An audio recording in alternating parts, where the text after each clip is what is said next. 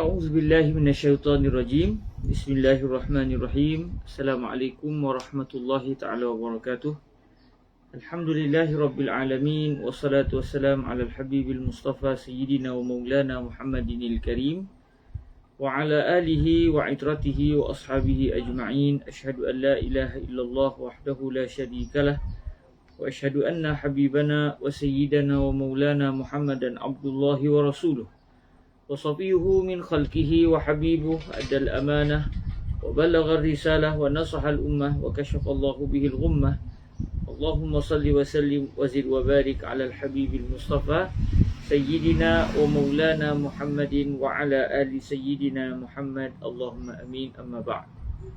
Alhamdulillah, kita sama-sama mengucapkan kesyukuran kepada Allah Subhanahu wa taala.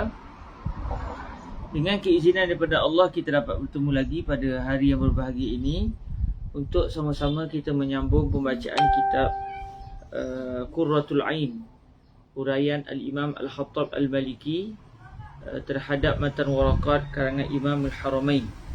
Semoga Allah Subhanahu wa taala memberikan kepada kita kefahaman dan juga memberikan kepada kita taufik untuk terus dapat mempelajari ilmu Islam, sehingga kita bukan semata-mata mempelajari, sebaliknya menguasai dan mampu pula menjadi orang yang dapat menerangkan ilmu Islam kepada masyarakat. Allahumma amin.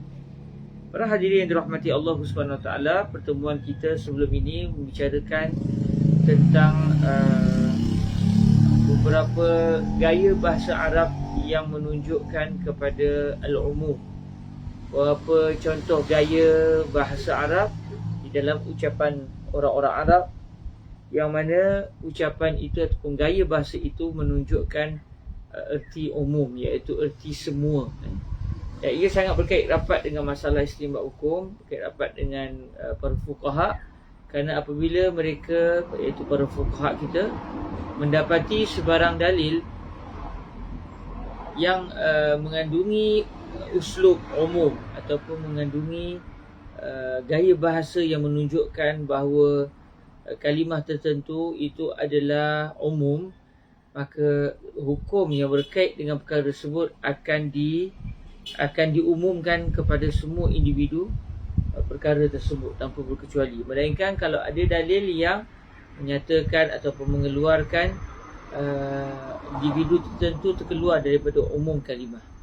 Sebagaimana dalam perbahasan yang sebelum ni kita buat satu contoh dalam mazhab Imam Asy-Syafi'i kita, apabila Rasulullah sallallahu alaihi wasallam bersabda, "Man baddala dinahu faqtuluh." Barang siapa yang telah mengubah agamanya, maka bunuhlah dia. Maka dalam kalimah man, insya-Allah ini kita juga akan meneliti perkara ini. Man, sebagaimana yang akan kita bincangkan sebentar nanti, bermaksud siapa sahaja di kalangan manusia. Siapa sahaja di kalangan manusia. Jadi tidak kira lelaki ataupun perempuan. Tidak kira siapakah dia. Apabila dia seorang mukallaf, sama ada dia lelaki atau perempuan, lalu dia menukar agamanya daripada agama Islam kepada agama yang lain, maka Nabi SAW bersabda, faqtuluh, maka bunuhlah orang tersebut. Maksud dia, para pemerintah diwajibkan untuk melaksanakan hukuman qisas. Melaksanakan hukuman hudud, bukan qisas maksud saya, jatuhkan hukuman hudud ke atas pesalah yang telah melakukan jenayah murtad, iaitu orang yang murtad dibalas ataupun dihukum dengan hukuman bunuh. Jadi dalam mazhab Imam Syafi'i kita difahami kalimah man itu lil umum. Man maksudnya siapa saja, tak kira lelaki, tak kira perempuan. Maka apabila ada saja orang yang murtad, apabila dia sudah mukallaf, tak kira dia lelaki atau perempuan, dia akan dijatuhkan hukuman bunuh. Yang tidak ada pengecualian daripada hukuman bunuh bagi siapa saja yang murtad secara sukarela. Dia setelah diminta bertaubat tidak mahu juga mahu bertaubat, tetap meneruskan ataupun tetap berada dalam kemurtadan, maka dia akan dijatuhkan hukuman bunuh. Jadi dalam mazhab Imam Syafi'i, kenapa hukum ini disebut begitu? Kerana Nabi sebut kalimah man, iaitu siapa sahaja. Namun sebagaimana yang telah kita sebutkan sebelum ini, dalam isu bunuh secara khususnya memang berlaku perbezaan pendapat di kalangan para fuqaha. Ada yang mengatakan orang murtad memang dijatuhkan hukuman bunuh macam yang dipahami oleh mazhab Imam Asy-Syafi'i radhiyallahu taala anhu. Ada juga para fuqaha yang memahaminya tidak dengan hukuman bunuh, sebaliknya dengan hukuman-hukuman yang lain. Ada juga para fuqaha yang berpendapat sekiranya orang yang murtad itu dia tidak menyebarkan kemurtadannya, maksudnya dia murtad seorang-seorang, kadang dia tak ajak orang lain untuk murtad, maka tidak jatuhkan hukuman bunuh ke atas orang yang murtad ini. Jadi dalam masalah murtad ni memang berlaku khilaf di kalangan para ulama. Maka jangan terkejut kalau satu-satu negara sebagai contoh tidak melaksanakan hukuman murtad, iaitu tidak jatuhkan hukuman bunuh kepada orang murtad. Ini memang berlaku khilaf di kalangan para ulama. Cuma kalau orang tanya kita dalam mazhab Imam Syafi'i, apa pendapat Imam Syafi'i? Kita kata mazhab Imam Syafi'i adalah orang yang murtad dijatuhkan hukuman bunuh. Kenapa? Kerana Nabi sebut man lil umum. Maksudnya man akan bermaksud semua orang yang berakal, apabila sudah murtad dan keadaan kerelaan hatinya, maka dijatuhkan hukuman bunuh. Jadi sebelum ni kita telah meneliti beberapa contoh gaya bahasa Arab yang menunjukkan unsur al-umum, menunjukkan makna al-umum, iaitu kita telah pun meneliti yang pertama al-ismul wahid al-mu'arraf bil alif wal lam. Kemudian kita juga telah meneliti sebelum ni al-ismul jam'il mu'arraf bil alif wal lam. Hari ini kita akan masuk jenis yang ketiga, iaitu al-asma al-mubhamah, insya-Allah subhanahu wa ta'ala. Okey, kita lihat bahagian ketiga. Qala Sayyidina al-Imam Al-Hattab Al-Maliki rahimahullahu azza wa jalla wa nafa'anna Allahu bi'ulumihi wa 'ulumi masyayikhihi wa talamizatihi wa qurra'i syarhihi 'ala al-waraqat wa sa'iri musannafatihi wa syurrahiha, Allahumma amin. Qala rahimahullahu subhanahu wa ta'ala, wan naw' al-thalith al-asma' al-mubhamah. Jenis yang ketiga, jenis yang pertama al-ismul wahid al-mu'arraf bi alif wal lam telah kita bicarakan. Jenis yang kedua al-ismul jam'il mu'arraf bil alif wal lam. Sekarang kita akan masuk jenis yang ketiga. Jenis yang ketiga adalah al-asma' al-mubhamah. Isim-isim yang bersifat sama-sama, iaitu sama-sama dari segi maknanya. Nama je lah al-ismul mubhamah. Maksudnya dia bukan fi'il, dia bukan huruf, sebaliknya dia adalah masuk dalam kategori al-ismu, dan dia tidak memberikan satu makna khusus, sebaliknya dia memberikan makna secara umum begitu. Ini panggil sebagai al-asma' al-mubhamah. Apa contoh al-asma' al-mubhamah? Kaman fi man ya'qil. Contohnya kalimah man, bagi siapa saja yang berakal. Jadi kalimah man dia akan memberi makna siapa sahaja. Man digunakan untuk manusia, dia tidak digunakan untuk hayawan. Tidak juga digunakan untuk tumbuh-tumbuhan. Selain daripada manusia, selain daripada jin, selain daripada malaikat, tidak akan digunakan kalimah man. Jadi man, apabila digunakan kalimah man, yang mana kalimah man adalah ditujukan kepada siapa saja yang berakal. Jadi bila digunakan kalimah man dalam satu ucapan orang Arab, dia akan memberi makna siapa sahaja. Contoh di sini didatangkan oleh Imam Al-Mahali sebenarnya. Imam Mahali sebut, nahwu man dakhala dari fahuwa amin. Siapa yang masuk ke rumah saya, maka dia adalah orang yang aman. Orang yang aman daripada menerima sebarang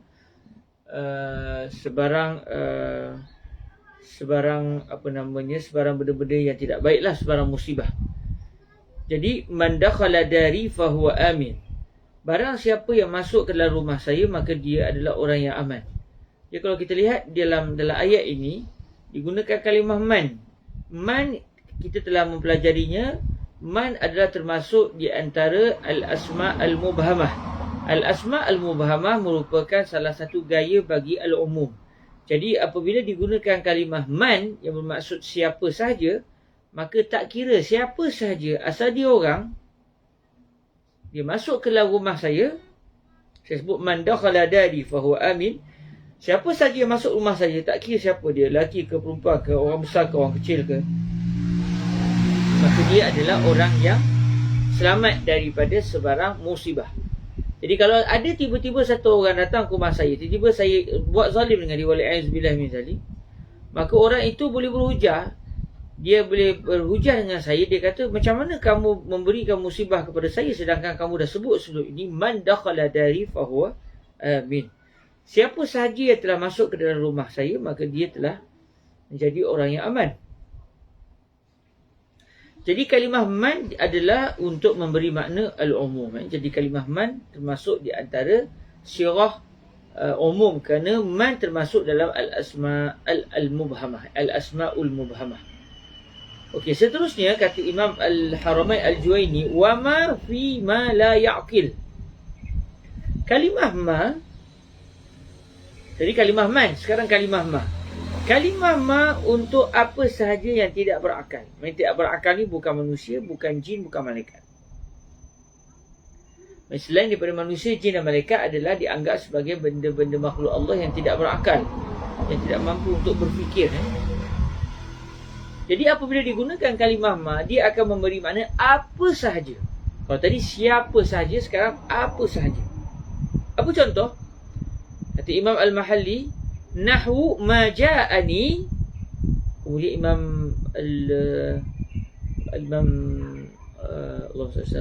Al-Hatta Al-Maliki tukar. Contoh Imam Al-Mahalli, asali Imam Al-Mahalli sebut ma ja'ani minka akhaztuhu. Ma ja'ani minka akhaztuhu. Apa sahaja yang datang daripada pihak kamu, saya akan mengambilnya.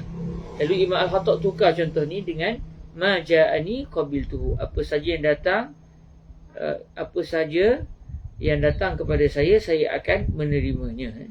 Jadi ada sikit perubahan lah. Ya, Imam Al-Hattab tukar sikit contoh Imam Al-Mahalli. Tak ada masalah pun, cuma ditukar contoh. Ma ja'ani qabiltuhu. Apa sahaja yang telah datang kepada saya akan menerimanya. Apa sahaja pemberian orang kepada saya, tak kira apa sahajalah, maka saya akan menerimanya. Jadi kalau ada orang bagi dia jam, tiba-tiba dia kata saya tak terima jam. Sedangkan sebelum itu dia telah sebut ma ja'ani minka ma ja'ani qabiltuhu. Apa saja yang datang daripada pihak kamu, ataupun apa saja yang telah datang kepada saya, maka saya telah menerimanya ataupun saya akan menerimanya. Jadi kalau ada orang bagi hadiah jam, tiba-tiba orang yang cakap ma ja'ani qabiltuhu tak nak terima, orang yang bagi jam tadi boleh berhujah. Tadi kamu sebut ma ja'ani qabiltuhu. Apa sahaja. Kamu guna kalimah umum. Saya bawa jam. Jam termasuk dalam erti kata benda yang tidak berakal. Dia bukan orang, dia bukan malaikat, dia bukan jin. Saya bagi kamu benda yang tidak berakal yang termasuk di bawah kategori ma. Tiba-tiba kamu tolak pemberian saya, kamu sudah tidak menepati janji. Sebab apa? Sebab orang tadi dia sudah menggunakan kalimah ma. Ma akan memberi makna apa sahaja. Okey. Seterusnya, contoh ketiga bagi al-asma' al-mubhamah. Dan kita mesti maklum, semua al-asma' al-mubhamah berada di bawah kategori al-umum.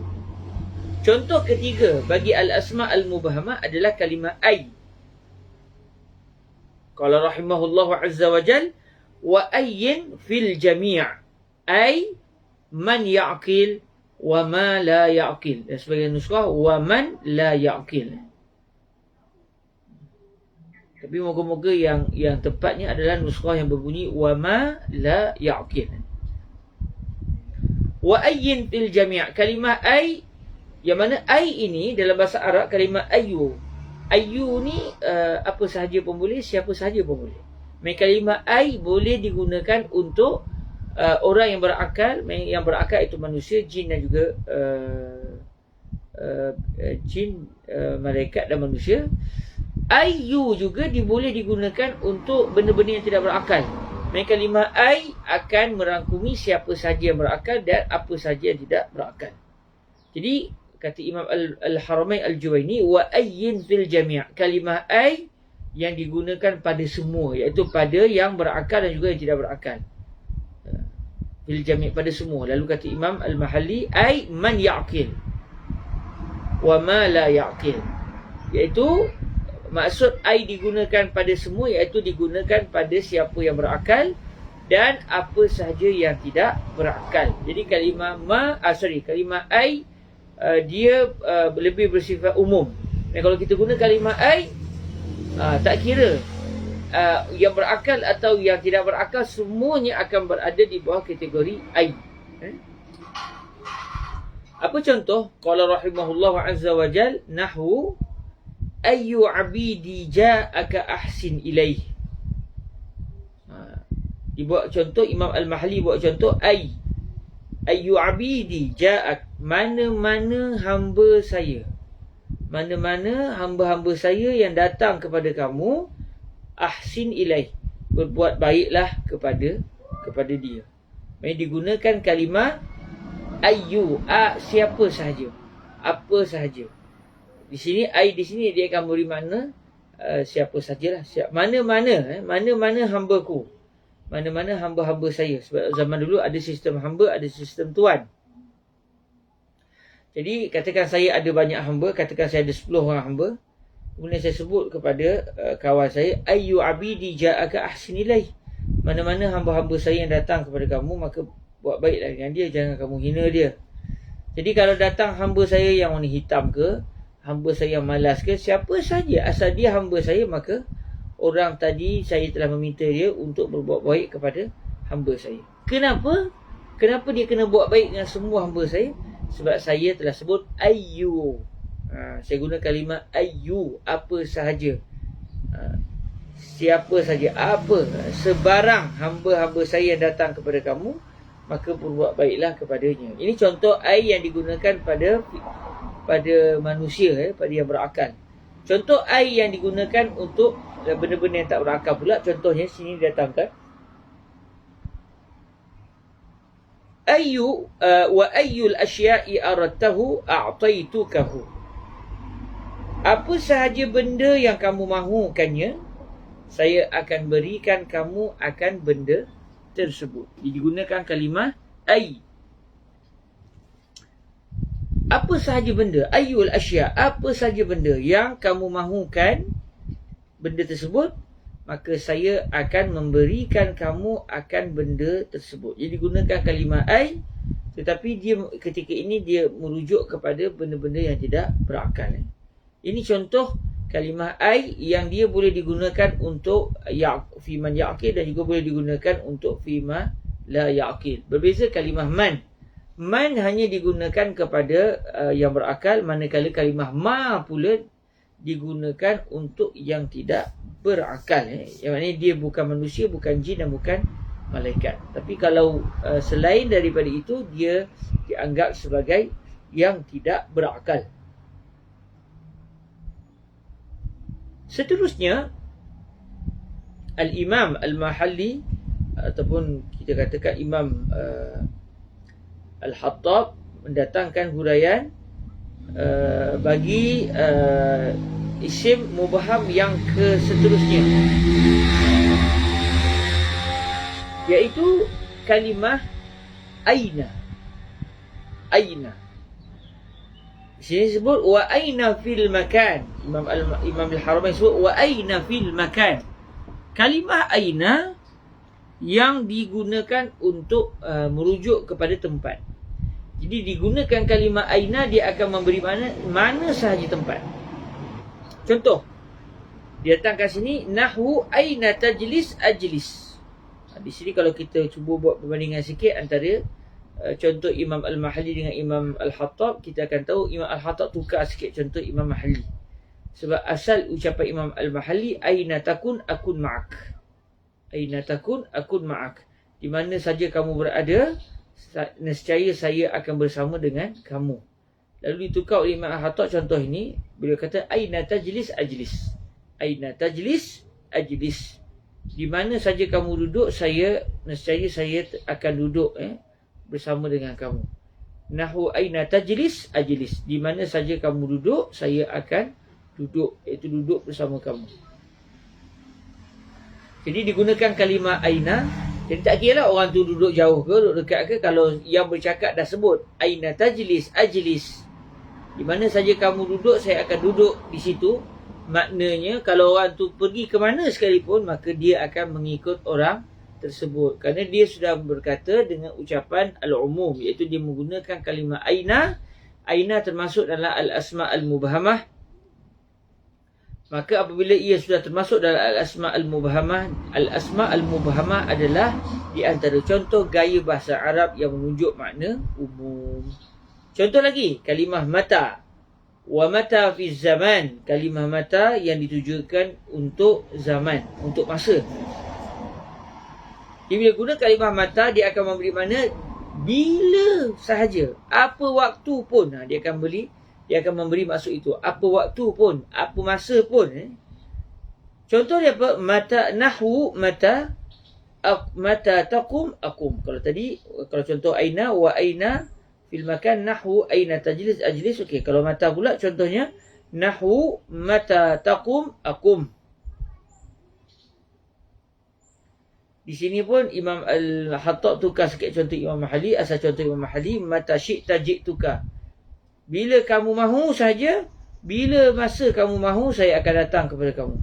Imam Al-Hattab tukar sikit dengan mata taqum, akum. Ini sekadar contoh lah yang beliau mendatangkan contoh daripada pihak beliau sendiri. Imam Al-Hattab mendatangkan contoh beliau sendiri. Contoh apa? Mata taqum, akum. Bila kamu berdiri, nescaya saya akan berdiri. Bila, apa waktu pun, kalau kamu sudah berdiri dalam waktu itu, nescaya saya pada waktu yang sama juga akan berdiri. Jadi kenapa kita faham pada apa waktu sekalipun? Kerana kalimah mata adalah termasuk dalam al-asma' al-mubhamah. Al-asma' al-mubhamah termasuk di dalam lafaz umum. Okey. Seterusnya, wa ma fil istifham. Kalimah ma untuk memberi makna al-istifham. Memberi makna al-istifham. Ma, kalau kita tengok sebelum ni pernah disebut, iaitu wa ma kama fi man ya'qil, wa ma fi ma la ya'qil. Sebelum ni Imam Al-Haramain sudah mendatangkan kalimah ma, yang mana beliau menyatakan ma digunakan untuk yang tidak berakal. Sekarang diulang sekali lagi kalimah ma. Kalau sebelum ini ditujukan kepada siapa, kali ini pada makna apa pula? Mari setelah kita tahu ma digunakan untuk yang tak berakal, jadi ma ni apa maksudnya? Yang kita gunakan pada yang tak berakal ni, ma itu dia akan memberi makna apa? Lalu kata Imam Al-Haramain, wa ma fil istifham wal jazaa'i wa ghairihi. Ma di dalam kita bertanya soalan atau kita gunakan kalimah ma untuk sebagai balasan atau selain daripada makna soalan dan juga balasan. Kita tengok huraian Imam Al-Mahalli serta tambahan daripada Imam Al-Hattab Al-Maliki. Qala rahimahullah, wa ma fil istifham nahwu ma indak. Kalimah ma yang sebelum ni kita dah tahu ma digunakan bagi yang tak berakal. Ma boleh digunakan pada al-istifham. Kalimah ma boleh digunakan pada istifham untuk soalan. Contoh dia apa? Contoh dia ma indak, apakah yang ada di sisi kamu? Ma indak. Jadi bila digunakan kalimah ma, dia akan memberi maksud apakah benda yang tidak berakal yang ada di sisi kamu? Apakah benda yang tak berakal yang ada di sisi kamu? Maknanya kalau ditanya soalan itu, orang tadi dia kena jawab dengan menyatakan semua benda yang ada pada dirinya sewaktu itu. Contoh kalau saya tanya, kalau orang ditanya ma indak, dia kata indi wallahi 10 junai wa indi kaman dinar, aidan dinar, indi aidan ma, indi aidan ta'am, indi kaza, indi kaza. Sebab ditanya apakah benda yang ada di sisi kamu. So, apakah benda yang tak kira apa benda sekalipun yang ada di sisi kamu, bagi tahu kepada saya. Jadi kita pun sebutlah semua benda-benda yang kita miliki dalam keadaan benda itu tidak berakal. Jadi kalau saya tanya kepada tuan-tuan, ma fi jawbikal an, apa yang ada dalam poket kamu sekarang? Jadi kalau dalam poket tu ada duit, kena sebut. Kalau dalam poket tu dalam masa yang sama selain daripada duit, ada juga kertas, kena sebut. Jadi semua benda yang ada dalam poket saya kena nyatakan, kerana soalan berbunyi ma. Ma adalah lil umum dan ma juga digunakan untuk li ghairi aqil. Itu contoh ma bagi al-istifham. Selain daripada ma untuk al-istifham, ma juga boleh digunakan untuk balasan. Dia jadi ma sebagai ma asy-syartiyah yang selepas tu ada jawabus syart. Ma yang menjadi adatus syart. Okey, dipanggil ma al-jazaiyah. Wa fil jaza, ma yang digunakan untuk sebagai balasan, adatus syarti, sebagai syarat. Contoh dia ai al-mujazah. Okey, al-jaza di sini maksudnya al-mujazah, iaitu balasan. Maksudnya jawabus syart. Al-syartu wa jawabus syart. Apa contoh? Nahwu ma taf'al tujza bih. Ma taf'al tujza bihi. Apa sahaja, nampak? Apa sahaja perbuatan. Digunakan kalimah ma. Apa sahaja perbuatan yang kamu lakukan, tujza bihi, nescaya kamu akan dibalas dengan sebab perbuatan tersebut. Main sama ada perbuatan itu perbuatan baik ke, perbuatan jahat ke, apa saja yang kamu sudah lakukan, okey, apa saja yang kamu lakukan, balasannya adalah kamu akan dibalas. Kamu akan diberikan hukuman setimpal dengan perbuatan yang kamu lakukan. Kalau baik, main balasannya syurga. Kalau jahat, moga-moga diampunkan Allah Azza wa Jalla. Sebab ada juga orang yang melakukan perbuatan jahat, akhirnya dicampakkan ke dalam api neraka, wali'ayazubillahi min zalik. Jadi digunakan kalimah ma dengan maksud untuk menyatakan tentang suatu syarat dan juga jawab syarat. Satu perbuatan serta apa balasan yang akan berlaku kalau perbuatan itu dilakukan. Jadi contoh sini, ma taf'al tujza bihi. Ma taf'al tujza bihi. Apa saja yang kamu lakukan, Pak? Apa sahaja. Kenapa boleh datang kalimah apa sahaja itu? Kerana ma adalah lil umum. Sebab apa ma lil umum? Sebab kita dah sebut sebelum ni, ma adalah akan adalah untuk li ghairi aqil, dan ma di sini boleh digunakan untuk pelbagai makna, antaranya untuk al-jaza. Untuk al-jaza sebagai syarat dan jawab syarat. Wa fi nuskhatin, dalam sebagian nuskah kata Imam Al-Mahalli rahimahullah azza wa jal, wa fi nuskhatin wal khabari badal wal jazai. Dalam sebagian nuskah mata waraqat disebut wama fil istifham wal khabari. Dalam nuskah yang biasa kita dengar wama fil istifhami wal jazai. Jadi kata Imam Al-Mahalli, ada nuskah lain bagi mata waraqat digunakan kalimah wal khabar ganti kepada al jaza. Sebab tu disebut sini wa fi nuskhatin wal khabari badal wal jaza. Jadi biasanya kita dengar wal jazai wa ma fil istifhami wal jazai wa ghairi, tapi ada juga nuskah dalam mata waraqat yang mana mata waraqat berdasarkan riwayat ini berbunyi wa ma fil istifhami wal khabari wa ghairihi. Okey. Cuma kalau kita tengok di sini ada tambahan kalimah wa wal jaza. Kalau ikut dalam kitab Imam Al-Mahalli disebut wa fi nuskhatin wal khabari badal al jaza. Jadi mungkin disebabkan mungkin orang salah faham, mungkin ada orang boleh salah faham, ada orang mungkin boleh faham, oh maknanya Imam Mahalli beritahu dalam sebagian nuskah mata waraqat digunakan al-jaza ganti kepada wal khabar. Jadi mungkin orang boleh salah faham. Orang ingat ada mata waraqat berbunyi wa ma fil istifhami al-jaza wa ghairihi tanpa kalimah waw. Sebab Imam Mahalli beritahu dalam sebagian nuskah yang digunakan adalah al-jaza ganti kepada wal khabar. Sedangkan yang dimaksudkan oleh Imam Mahalli bukan begitu. Imam Mahalli masukkan ada nuskah yang berbunyi wal khabar, ada nuskah yang berbunyi wal jaza. Lalu Imam Al-Hatta Al-Maliki datangkan kalimah wa sebelum kalimah al-jaza. Jadi dia akan jadi kena balik dengan keinginan Imam Al-Mahalli. Jadi sebut di sini wa fi nuskatin wal khabari badal wal jaza. Wal jaza. Sebab kalau kita tengok dalam syarat Imam Mahalli yang betul, hanya disebut wa fi nuskatin wal khabari badal al jaza. Okey, apa contoh ma yang digunakan untuk memberi makna al-khabar. Khabar ni maknanya jawapan kepada soalan. Jawapan kepada soalan. Contoh dia, nahwu qaulika amiltu ma amilta. Amiltu ma amilta.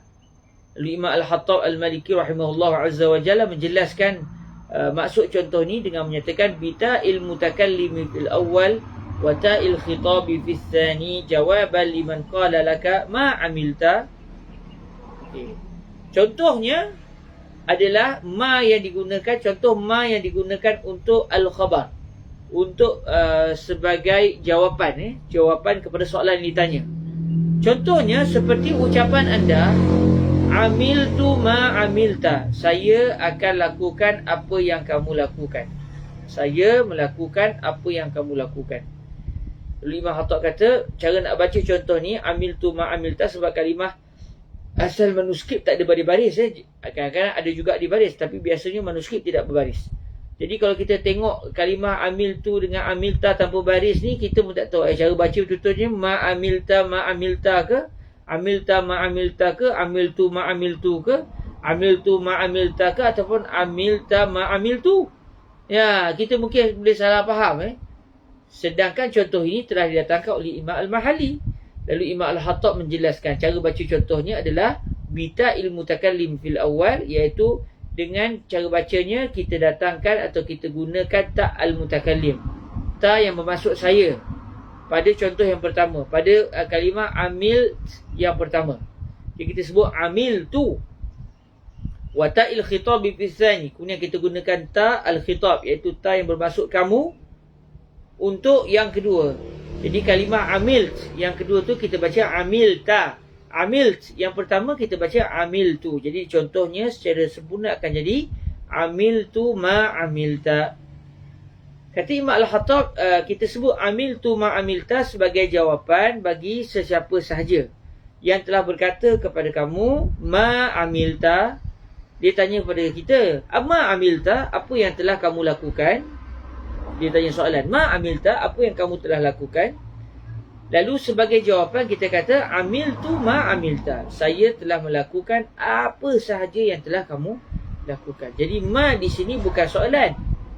Kalau ma yang ditanya tu ma amilta, itu ma al-istifham. Tapi jawapan amiltu ma amilta, ma yang ada dalam jawapan amiltu ma amilta, ma ini adalah ma al-khabar, ma al-khabariyah.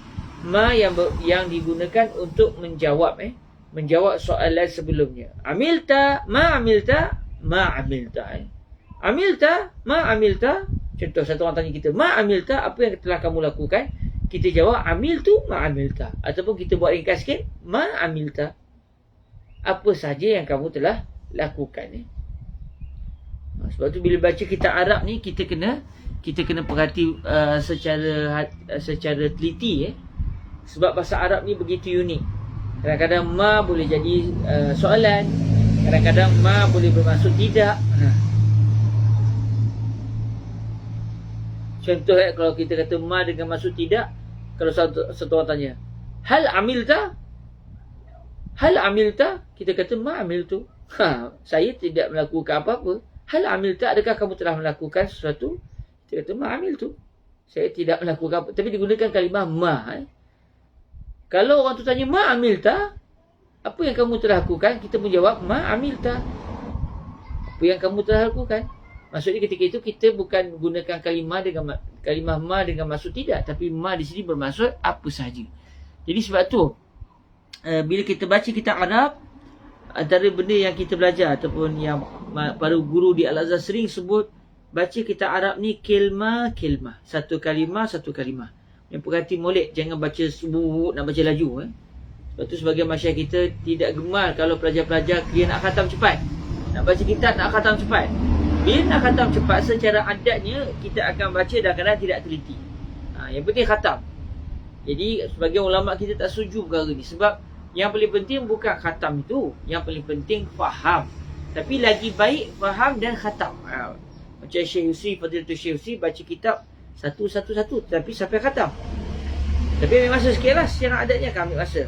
Tapi ilmu memang menuntut kita supaya bersabar dengan tulus zaman, dengan berlalu masa yang panjang. Okey.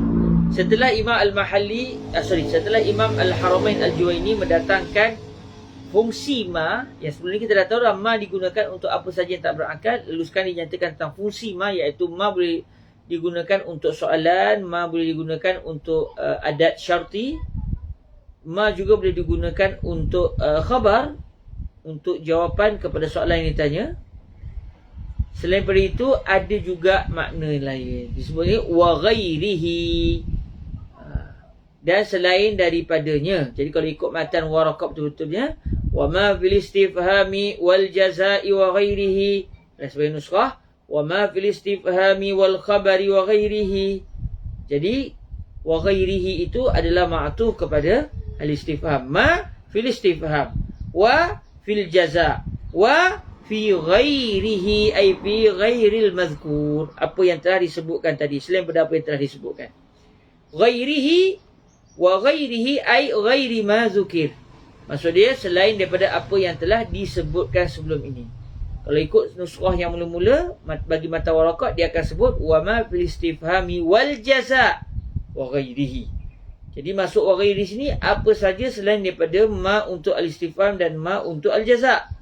Tapi kalau ikut nuskhah yang kedua, wa ma fil istifhami wal khabari wa ghairihi, dia akan memberi maksud ma yang digunakan untuk istifham, ma yang digunakan untuk al-khabar, dan ma yang digunakan untuk selain daripada istifham dan juga al-khabar.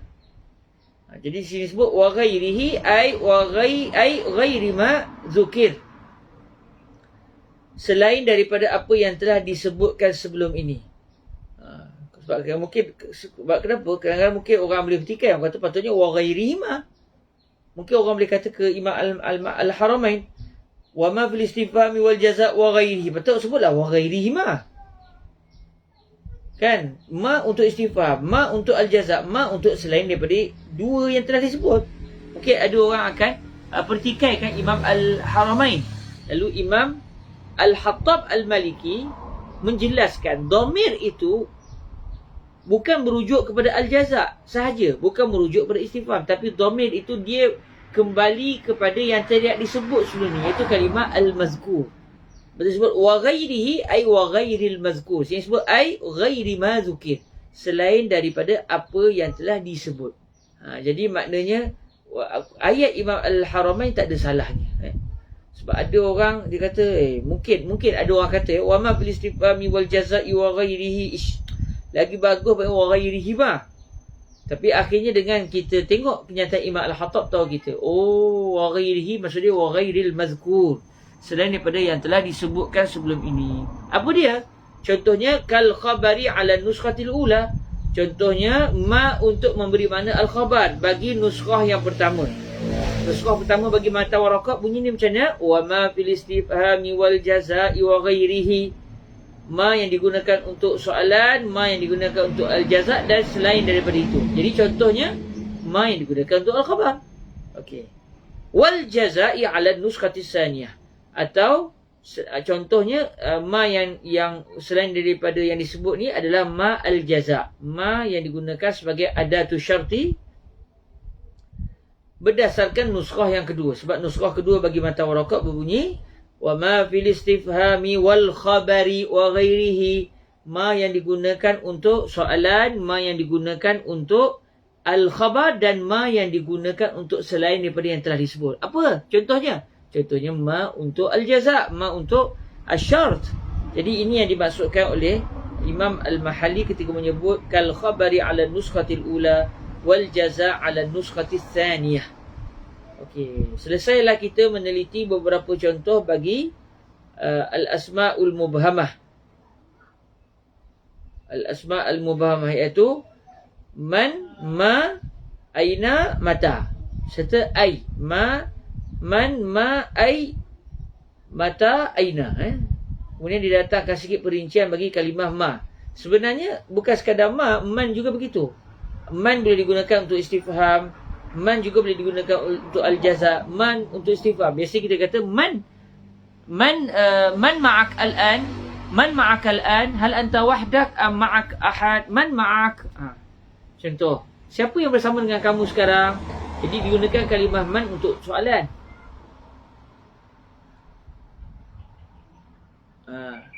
Ataupun man juga boleh digunakan untuk al-jaza'.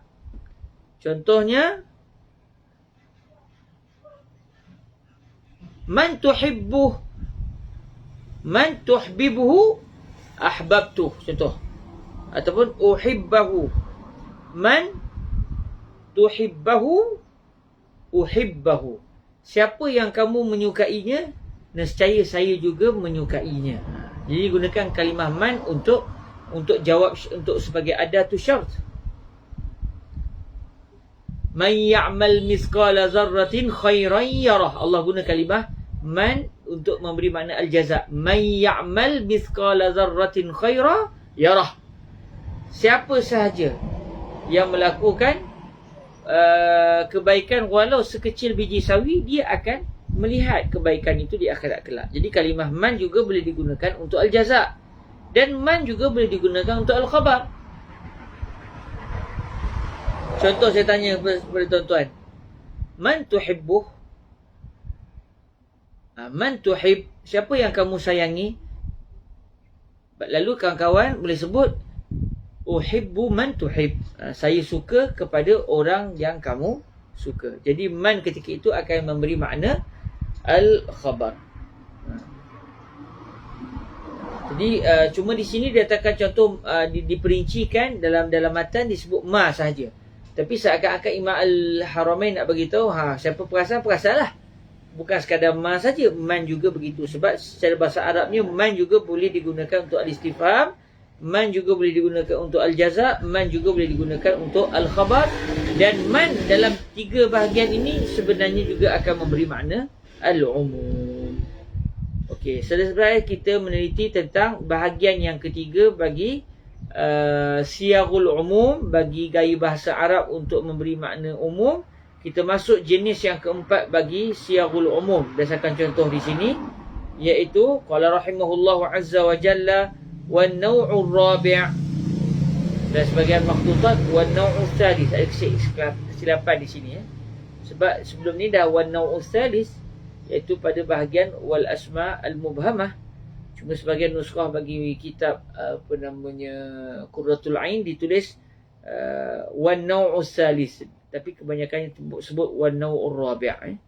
Jadi jenis yang keempat bagi gaya bahasa Arab yang menunjukkan erti umum, ataupun kita kata siyagul umum. La fin nakirat. Kalimah la di dalam an-nakirat. La di dalam an-nakirat. Apa maksud la di dalam an-nakirat? Subhanallah, bahasa Arab sangat halus. Sebab itu syarat seorang mujtahid dia kena kuasai bahasa Arab. Sebab seorang mujtahid tugasnya adalah untuk mencari gali hukum Al-Quran Al-Karim, hukum daripada Al-Quran dan juga daripada sunnah baginda Rasul sallallahu alaihi wasallam. Jadi oleh kerana itu, ayat Quran dan juga hadis ini perlu difahami berdasarkan bahasa Arab itu sendiri. Sebab Al-Quran turun dalam bahasa Arab. Jadi apabila ayat Quran dan hadis itu dalam bahasa Arab, maka perlu difahami berdasarkan konsep ataupun kaedah ilmu bahasa Arab. Maksud faham bahasa Arab ni bukan hanya boleh bercakap Arab. Ambil contoh Al-Imam Asy-Syafi'i, imam kita Al-Imam Asy-Syafi'i memang bercakap Arab daripada kecil lagi. Memang bercakap Arab daripada kecil. Tetapi walaupun beliau boleh berbahasa Arab, boleh baca Quran, boleh faham, tetapi beliau tetap mencari peluang untuk mempelajari ilmu bahasa Arab. Sampai beliau tinggal di perkampungan Arab Badui zaman beliau. Untuk apa? Supaya beliau dapat mempelajari bahasa fasih dalam bahasa Arab. Walaupun beliau tidak ada cakap Arab dah, tetapi walaupun baca Quran faham, baca hadis faham, tetapi beliau tetap mempelajari bahasa Arab. Sebab bahasa Arab ni bahasa yang halus. Kadang-kadang kita nampak satu lapis, sedangkan boleh difahami secara berlapis-lapis. Sampai Imam Syafi'i radhiyallahu taala anhu sampai pergi ke perkampungan Arab Badui untuk tinggal bersama dengan mereka atas dasar untuk bukan setahun dua, duduk bertahun-tahun juga, supaya beliau biasa dengan cara orang Arab Badui zaman tu bercakap. Sebab orang Arab Badui zaman tu cakap dengan bahasa yang fasih. Jadi kalimah-kalimah yang mereka gunakan itu fasih, dan ini membantu Al-Imam Asy-Syafi'i untuk memahami Al-Quran dan juga hadis, sebab Al-Quran turun dalam bahasa Arab. Nabi seorang yang fasih, para sahabat seorang yang fasih. Jadi Imam Asy-Syafi'i walaupun bercakap Arab, sampai tinggal bertahun-tahun di perkampungan Arab Badui, Arab yang tinggal di padang pasir. Sebab Arab di padang pasir ni dia tak bergaul dengan orang lain. Dia daripada tok nenek moyang dia dengan dia saja. Jadi bahasa Arab dia tu memang bahasa asli. Beza dengan orang Arab zaman Imam Syafi'i yang tinggal di kawasan bandar. Biasanya ada orang luar datang, orang bukan Arab datang tapi dah boleh cakap Arab sikit. Akhirnya bahasa tu dah bercampur sikit. Bahasa tu dah jadi tidak fasih sangat, sebab dah bercampur dengan bahasa-bahasa lain. Tapi orang Arab yang tinggal di kawasan pedalaman, yang tinggal di padang pasir, mana ada orang datang ziarah mereka. Mereka memang keturunan mereka je lah. Dia dan ahli keluarga dia saja. Jadi maknanya bahasa Arab yang mereka gunakan tu piau. Bahasa Arab yang piau, bahasa Arab yang begitu halus. Jadi Imam Syafi'i walaupun dah berbahasa Arab, tapi zaman tu bahasa Arab sudah bercampur, maka Imam Asy-Syafi'i mempelajari bahasa Arab dengan cara tinggal dengan orang Arab Badui, tinggal di kawasan pedalaman, hanya untuk menguasai bahasa Arab. Atas dasar apa? Supaya beliau dapat menunaikan tugas sebagai seorang mujtahid. Sebab tu dalam masalah ijtihad bukan senang-senang. Bukan boleh kita istinbat hukum dengan kita tengok terjemahan Al-Quran, terjemahan hadis, atau dengan sebab kita boleh bahasa Arab, boleh cakap Arab, boleh baca kitab Arab, kita rasa kita dah boleh bahasa Arab. Belum lagi. Kita perlu sebenarnya nak sampai ke tahap mujtahid memang susah sebenarnya. Sebab tu hari ini rata-rata orang hari ini semuanya muqallid. Bila muqallid maknanya dia wajib berpegang dengan kalam mujtahid. Alhamdulillah Rabu lepas dan juga hari Rabu 2 minggu turut-turut, Rabu 2 minggu yang lepas saya tulis tentang Al-Imam Asy-Syafi'i dalam utusan, dan Rabu yang baru-baru ni saya cerita tentang adakah Imam Syafi'i menolak hadis sahih. Sebab kadang-kadang ada orang mengatakan dalam masalah bagian-bagian kita tak boleh pegang pandangan Imam Syafi'i sebab hadis Nabi macam ni. Nabi sebut lain, Imam Syafi'i sebut lain. Jadi ada orang kata kita kena pegang hadis Nabi. Sedangkan tugas untuk mencari gali hukum itu bukan tugas dia. Tugas mencari gali hukum itu tugas Al-Imam Asy-Syafi'i serta para mujtahid yang lain. Baik, kita tengok contoh contoh kehalusan bahasa Arab dalam bahagian yang keempat di sini. Disebut di sini wan naw'ur rabi', jenis yang keempat bagi sirah al-umum. La, kalimah la bermaksud tidak, yang masuk pada isim nakirah. Isim nakirah ni maknanya sebarang isim, dia bukan fa'il, dia bukan harf maksud dia, dan dia dianggap di dalam ilmu bahasa Arab sebagai nakirah. Dia bukan ma'rifah. Secara mudahnya kita kata tanpa alif lam lah. Yang tidak ada alif lam bagi kalimah itu. So secara mudah lah sebab tak semestinya juga ada juga kalimah yang tak ada alif lam, tiba-tiba dia adalah ma'rifah. Contoh kalimah huwa, hiya contoh. Walaupun huwa dan hiya itu tak ada alif lam, kita tak kata al-huwa ataupun al-hiya, kita kata huwa hiya. Tapi dia adalah isim ma'rifah, dia bukan isim nakirah. Ada juga contoh isim ma'rifah yang tak ada alif lam, contoh Malaysia. Tak ada alif lam tapi tetap dia adalah ma'rifah. Jadi ini dalam perbahasan ilmu bahasa Arab, ilmu lughah, dibicarakan bilakah suatu kalimah itu menjadi ma'rifah, bilakah ia menjadi nakirah. Tapi secara mudahnya bertanda besar ataupun sebagai pembantu kita untuk mengenali suatu kalimah itu berkemungkinan besar adalah nakirah apabila tiada alif lam. Okey, apa maksud la fin nakirat? La di dalam isim nakirah. Jadi kata Imam Al-Khattab Al-Maliki, ai ad-dakhilatu 'ala an-nakirat. Maksud dia la yang masuk ke atas nakirah, ke atas isim-isim nakirah. Maknanya kalimah la yang digunakan sebelum kalimah nakirah. Contoh kita akan lihat di sini. Cuma Imam Al-Khattab Al-Maliki mendatangkan dua keadaan. Sama ada nakirah yang ada selepas la itu, adakah nakirah itu nakirah yang mabni alal fathi, maksudnya dia dibariskan dengan baris atas dasar dia adalah mabni, atau kalimah nakirah itu dijadikan sebagai mu'rab iaitu dibariskan dengan baris depan. Jadi adakah kalau baris atas jadi, adakah lam bila masuk dalam isim nakirah yang berbaris atas, adakah isim nakirah itu akan memberi makna umum atau tidak? Kalau dia baris depan pula, adakah dia memberi makna umum ataupun tidak? Kita akan lihat sekarang. Qala rahimahullah azza wa jal, fa in buniyatin nakiratu ma'aha 'ala al-fathi. Sekiranya isim nakirah tersebut telah mabni, telah dianggap sebagai mabni, bukan mu'rab, dia telah dimabnikan bersama-sama dengannya. Maksudnya bersama-sama dengan la, iaitu kalimah nakirah yang sudah dimabnikan, yang mana berserta dengan kalimah nakirah itu ada kalimah la. Ma'aha ma'ala. Dhamir ma'aha tu kembali kepada la, la, kalimah la. Dia mabni dengan apa? Mabni alal fathi. Jadi isim nakirah tadi sudah dimabnikan dengan dibariskan baris atas. Contoh apa? Nahwu la rajula fid dar. Tidak ada lelaki di dalam rumah. Tidak ada mana-mana jenis lelaki yang ada dalam rumah. Tidak ada mana-mana jenis lelaki yang ada dalam rumah. Maka ketika itu, kata Imam Al-Hatta Al-Maliki, fahiya, maksudnya fahadhihi nakirah ma'a la nassun fil umum. Fahiya nassun fil umum. Maka ketika itu nakirah tersebut yang sudah mabni dengan baris atas, yang sebelumnya ada kalimah la, itu adalah nas. Itu adalah nas di dalam umum. Maksudnya nas apa dia nas? Nanti kita akan pelajari selepas ni. Di sana ada kalimah nas, di sana ada kalimah zahir. Zahir maknanya ada dua kemungkinan. Dia ada kalimah itu ada dua kemungkinan makna. Cuma antara dua kemungkinan makna tu ada satu makna yang lebih kuat.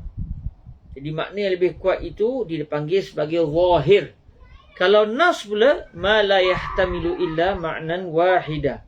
Nas adalah apabila satu kalimah itu dia tak ada makna yang lain melainkan hanya satu makna saja. Dia hanya ada satu saja makna. Jadi kata Imam Al-Hatta Al-Maliki, kalau nakirah itu sudah mabni alal fathi dan sebelumnya ada kalimah la, maka ketika itu kalimah nakirah itu memang sah-sah. Kita boleh kata begitu.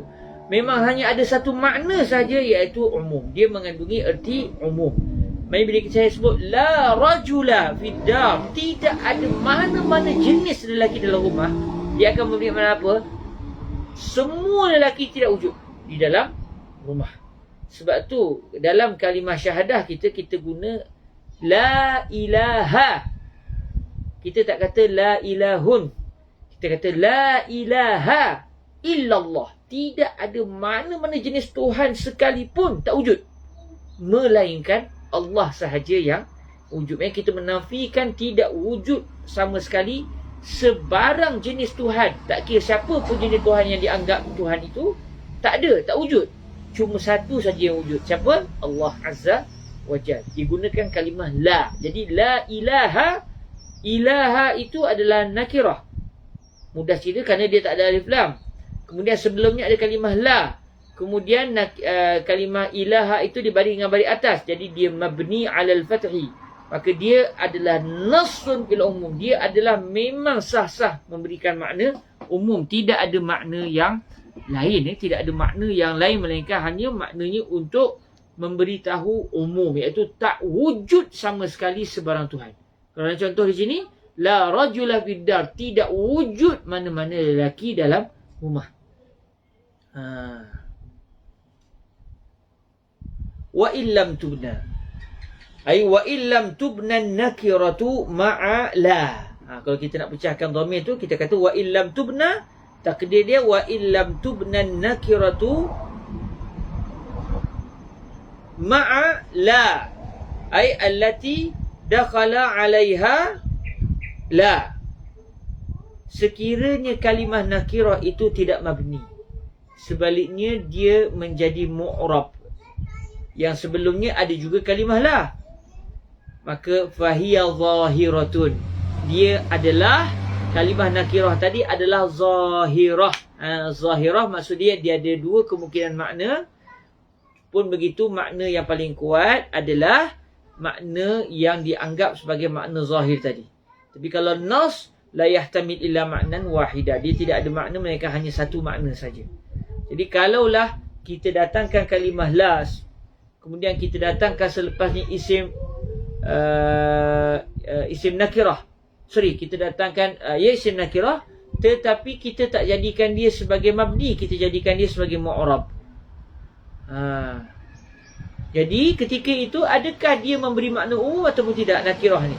Kita kata Imam Al-Khattab bagi tahu fahiya zahiratun fil umum.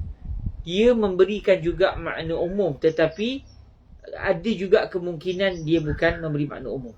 Tapi kemungkinan yang kuat adalah menunjukkan orang tadi inginkan erti umum. Tapi mungkin juga dia menggunakan kalimah ini tetapi bukan untuk memberi makna umum.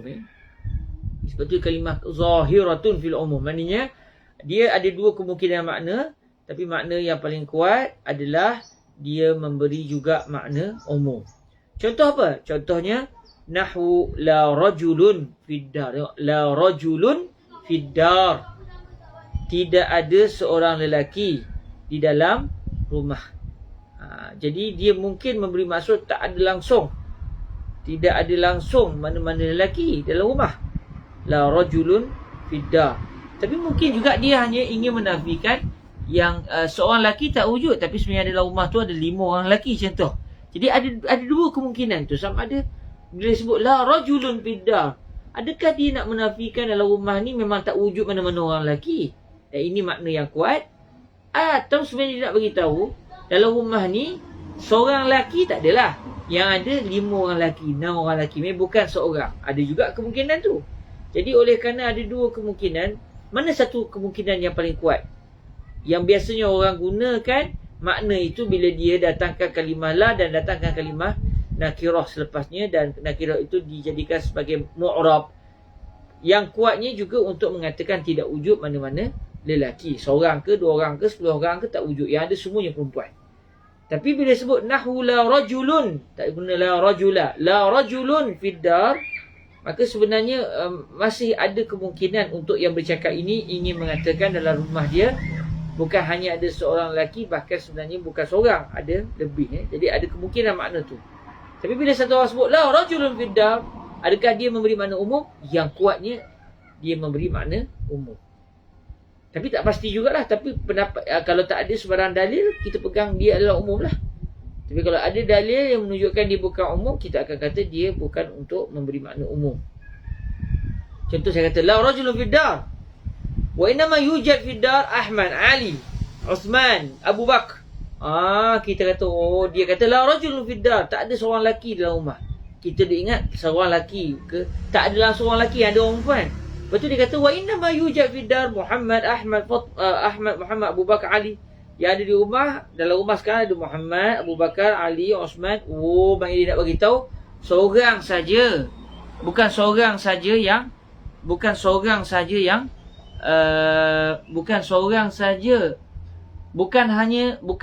dia nak bagi tahu yang dalam rumah seorang tak ada, tapi yang ada adalah ramai. Okey. Alhamdulillah. La rajulun fid dar. Okey, seterusnya kita akan masuk dalam perbahasan yang seterusnya, iaitu setelah kita mengetahui jenis-jenis sirah yang menunjukkan erti makna umum, kita akan masuk kepada perbahasan adakah umum ini sifat bagi kalimah atau ia juga sifat bagi perbuatan. InsyaAllah kita akan menelitinya dalam pertemuan yang akan datang, InsyaAllah subhanahu wa ta'ala. Biiznillah subhanahu wa ta'ala. Memandangkan tajuk ini adalah tajuk yang agak agak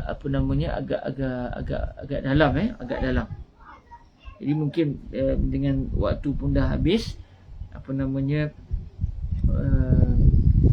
mungkin akan mengambil masa. Saya takut ambil masa sahabat yang rahmati Allah. InsyaAllah dalam pertemuan akan datang kita akan masuk dalam perbahasan wal umum min sifatin nutqi biiznillah subhanahu wa ta'ala. Okey. Terima kasih saya ucapkan kepada semua yang telah bersama-sama dalam majlis pada hari ini. Walaupun dah petang-petang ni petang ni dengan mengantuk semua, lepas tu baca sulfik pula. Tapi alhamdulillah tuan-tuan terus bersemangat mempelajari. Moga-moga ini satu petanda insya-Allah bila ilmu itu sudah membiak dalam masyarakat, maka orang akan faham Islam tu berdasarkan kefahaman yang betul. Hari ini kadang-kadang yang kita tengok jadi huru-hara ni kenapa? Kerana penyebaran ilmu yang detail itu tidak sampai kepada masyarakat. Akhirnya masyarakat jadi pening kepala. Tapi kalau sudah dibawa ilmu, kita jelaskan apa pendirian para ulama, maka tak akan timbullah isu yang kadang-kadang tak jadi isu pun tapi diisukan kerana atas dasar kejahilan pada hari ini. Ala kulli hal, saya ucap terima kasih kepada semua. Semoga diberkati Allah Subhanahu Wa Taala. Siri 116. Oh, kalau saya tulis 116 tu tersilap tu. Rasanya siri yang ke-16 Tapi sambungan daripada live daripada Mesir. Cuma yang sebelum ni ada live ke? Yang sebelum ini kita tak buat live sebab masa tu kita peringkat awal kami pengajian di Mesir, kita peringkat awalnya tak buat live, kita buat rakaman kita buat rakaman. Jadi rakaman itu insya-Allah sikit-sikit Al-Fadhil Ustaz Ahlami akan uploadkan di YouTube, tapi oleh kerana kelas Ru'at Jawi ni terlalu banyak, maka menyebabkan kadang-kadang ada kelas yang lambat sikit untuk di-upload kerana kelas terlalu banyak. Bayangkan dalam sebulan kita ada dekat 130 kelas 130 kelas, mungkin jadi 140 kelas. Kalau sebelum ni maknanya nak upload satu-satu tapi alhamdulillah hari ni kita dah buat live dan dia di-upload sekali tu dalam Facebook, senang sikitlah. Ala kulli hal khair insya-Allah. Perbahasan sebelum ini memang ada pengajian ni dirakam oleh Ru'at Jawi, tapi setahu saya belum di-upload ke semuanya lagi. Ala kulli hal insya-Allah, moga-moga Allah Taala mudahkan supaya pengajian kita ni dapat di-upload ke semuanya biiznillah subhanahu wa taala. Terima kasih. Mari sama-sama kita menangguhkan majlis kita dengan kita berselawat ke hadrat baginda Nabi Muhammad sallallahu alaihi wa alihi wasallam. Allahumma salli afdala salatin ala as'adi makhluqatika sayyidina Muhammad wa ala alihi wa sahbihi wa sallim adada ma'lumatika wa midada kalimatika kullama zakaraka zakiruna wa ghafala an zikrihil ghafilun.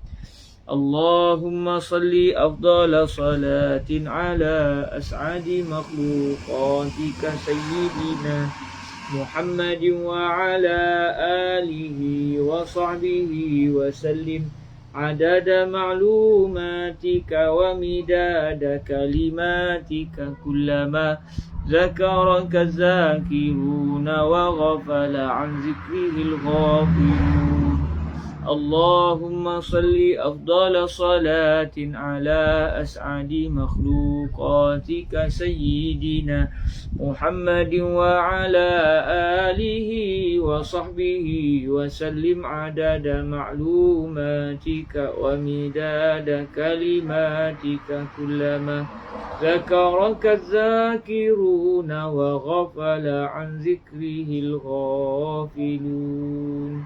Subhanakallahumma bihamdik asyhadu an la ilaha illa ant astaghfiruka wa atubu ilaik. Bismillahirrahmanirrahim. Wal 'asr innal insana lafi khusr illa alladhina amanu wa 'amilus shalihat wa tawasaw bil haqq wa tawasaw bis sabr. Terima kasih semua. Jazakumullahu khairan. Assalamualaikum warahmatullahi wabarakatuh.